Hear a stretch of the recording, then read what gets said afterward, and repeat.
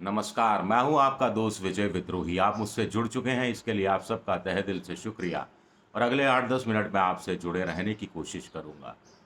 तो एनडीए की सरकार जिसके नेता मोदी प्रधानमंत्री के रूप में तीसरी बार शपथ, उनकी सरकार कैसी होगी या मोदी क्या कर पाएँगे, क्या नहीं कर पाएँगे? बहुत बड़ा सवाल उठता है। एक मोदी अपने हिसाब से मंत्रिमंडल का गठन नहीं कर पाएँगे। उनको अपने साथी धड़ों को सीटें देनी ही होंगी, मंत्रालय में कैबिनेट मंत्रालय भी बाँटने होंगे, करीब 1 दर्जन राज्य मंत्री स्वतंत्र प्रभार भी। मोदी जी मज़ाक में कर रहे थे या तंज कस रहे थे कि ब्रेकिंग न्यूज़ पर आप भरोसा मत कीजिएगा और वेरीफ़ाई कर लीजिएगा, कोई फ़ोन आए कि मंत्रिमंडल में आपको शामिल कर रहे हैं, तो 11 जगह से वेरीफ़ाई कर लीजिएगा और उसके बाद आइएगा परिवार के साथ। अपने स पार्टी के लोगों के लिए तो ये बात कह सकते हैं, लेकिन एनडीए के धड़ों के लिए नहीं कह सकते।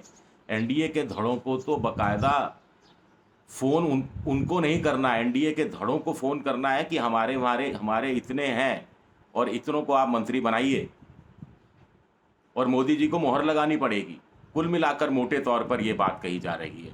इसमें स्पीकर का पद भी अभी आज की तारीख में जब मैं वीडियो बना रहा हूँ तब तक अटका पड़ा है।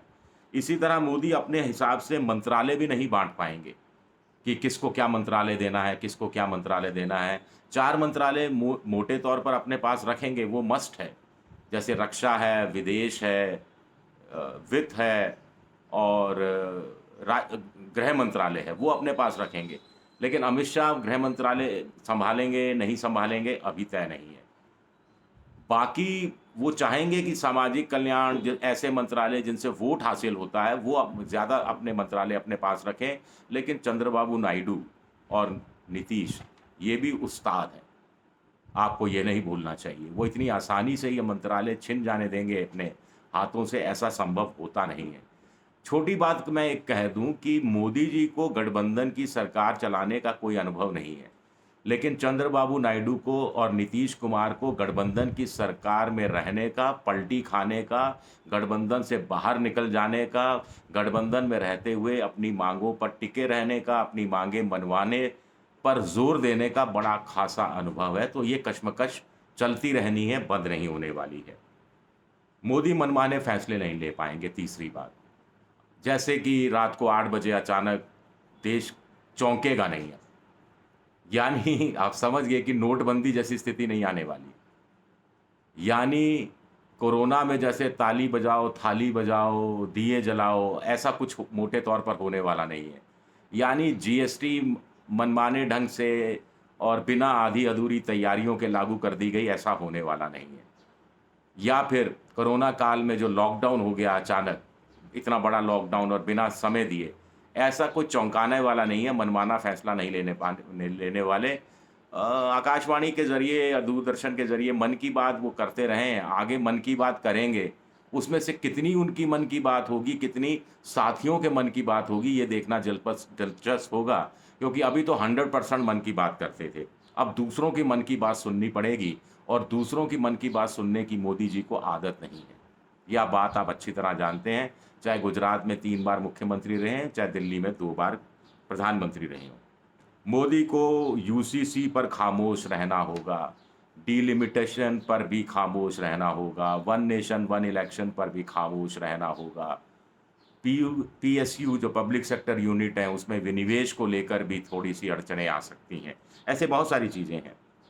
मोदी अब अग्निवीर की समीक्षा करने के लिए मजबूर हो जाएँगे। अभी तक वो टस से मस नहीं हो रहे थे, अब हो सकता है अग्निवीर योजना को खत्म तो नहीं किया जाए, लेकिन उसमें इतने सारे बदलाव कर दिए जाएँ कि वो ऐसा लगे कि पुरानी योजना जैसे ही भर्तियाँ सेना में हो रही हैं। इस पर सेना भी एक स्टडी कर रही है। मोदी एक हद से ज़्यादा एचएम नहीं कर पाएँगे। एचएम यानी हिंदू मुसलमान। बीजेपी के लोग, संघ के लोग एचएम कहते हैं, तो मैं एचएम वहीं से शब्द लिया है। अभी मोदी जी बात-बात पर एचएम करते हैं, बात-बात पर हिंदू-मुसलमान की बात करते हैं।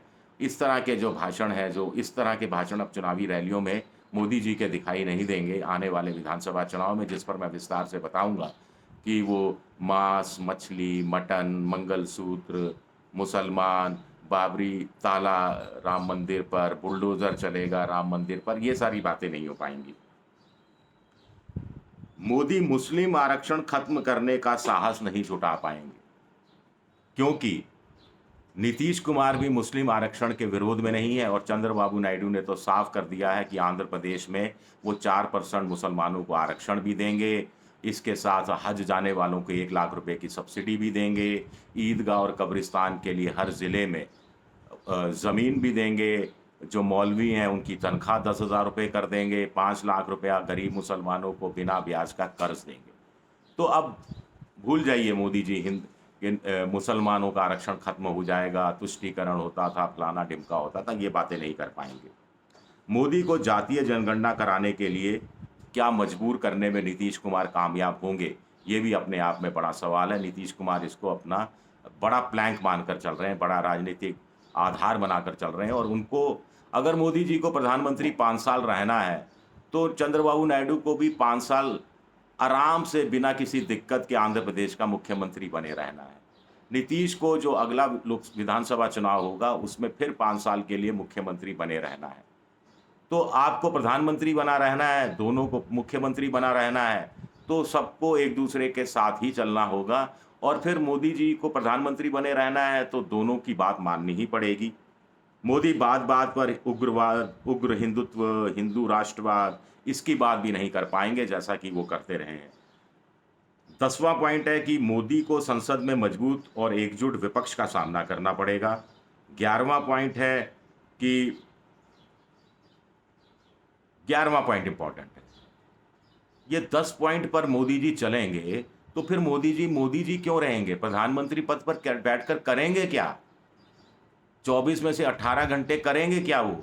अगर वो हिंदू मुसलमान नहीं कर पाएंगे, मनमाने फैसले नहीं ले पाएंगे और यूसीसी जैसी बातें नहीं कर पाएंगे, delimitation, one nation one election जैसी बातें नहीं कर पाएंगे, अग्निवीर के पक्ष में बड़ी-बड़ी रैलियां नहीं कर पाएंगे, तो फिर करेंगे क्या प्रधानमंत्री पद पर रह के? अब बड़ा इंपॉर्टेंट सवाल उठता है। 4 महीने बाद महाराष्ट्र, हरियाणा, जम्मू कश्मीर और झारखंड में चुनाव होने हैं और वहाँ पर मोदी जी जब भाषण देने जाएंगे तो क्या बोलेंगे? क्या वैसा ही बोलेंगे जैसा राजस्थान में बोल रहे थे अभी लोकसभा चुनाव के दौरान या भारत के दूसरे राज्यों में बोल रहे थे लोकसभा चुनाव के दौरान? स्वाभाविक है कि ऐसा नहीं बोल पाएंगे और चुनाव आयोग की आचार संहिता लागू हो ना हो, गठबंधन धर्म की आचार संहिता उन पर लागू होगी, ये 100% तय है। ये अच्छा पॉइंट निकला ना अचानक बातों-बातों में, गठबंधन धर्म की आचार संहिता। महाराष्ट्र, हरियाणा बीजेपी हार गई तो एनडीए में हलचल मच सकती है, तब क्या सरकार गिर सकती है, तब क्या मोदी जी को बदला जा सकता है। 2025 देखिए अगला साल बड़ा इंपॉर्टेंट है, इस साल के अंत तक ये चुनाव निपटेंगे, उसके बाद राजनीतिक उथल-पुथल मच सकती है अगर महाराष्ट्र और हरियाणा में जो बहुत बड़ी संभावना है कि कांग्रेस की या कांग्रेस गठबंधन की वहाँ वापसी हो सकती है। झारखंड के लिए भी कुछ लोग कह रहे हैं कि कांग्रेस का जो जेएमएम के साथ गठबंधन है, वो रिपीट कर सकता है। तो अगले साल संघ के भी 100 साल पूरे हो रहे हैं और फिर मोदी जी 75 साल के हो जाएँगे और एक बड़ी बात कुछ लोग कह रहे हैं कि ये सब मोदी नहीं कर पाएँगे, उग्र हिंदुत्व, संघ की एजेंडे को आगे बढ़ाने का काम, यूसीसी को, तो संघ का कार्यकर्ता सड़क पर आ सकता है। बीजेपी में क्या कुछ लोग जो बवाल पैदा करते रहे हैं अपने बयानों से, वो कोई ना कोई बयान देकर मोदी को मुश्किल में डाल सकते हैं। संघ अपने कार्यकर्ताओं को खुली इजाज़त दे सकता है कि आपको जो मन आए करो, सड़क पर अगर आपको विरोध करना है करो, उससे क्या स्थिति खराब सी नहीं हो जाएगी? तो ये अपने आप में बड़े सवाल उठते हैं और मल्लिकार्जुन खड़गे इंडिया गठबंधन तो इसी का इंतज़ार कर रहा है। आपको ध्यान होगा मल्लिकार्जुन खड़गे ने कहा कि हम उचित समय पर उचित कदम उठाएँगे। तो उचित समय क्या अगले साल आएगा? और उचित कदम जो वो उठाएँगे, उसमें नीतीश कुमार का कदम भी उनसे कदम मिलाता नज़र आएगा खड़गे से और चंद्रबाबू नायडू का कदम भी क्या खड़गे के कदमों से, इंडिया के कदमों से कदम मिलाते नज़र आएँगे? या ये सरकार कदम ताल करते हुए 5 साल चल ही जाएगी? उसके बाद जो होगा देखा जाएगा। शुक्रिया मेरा ये वीडियो देखने के लिए। पसंद आए तो लाइक कीजिए, शेयर कीजिए और सब्सक्राइब ज़रूर कीजिए। एक्स यानी ट्विटर पर मैं विद्रोही 7 के नाम से हूँ। फेसबुक पर मेरा पेज है विजय विद्रोही पेज, जहाँ मुझे फॉलो कर सकते हैं। शुक्रिया, बहुत बहुत शुक्रिया।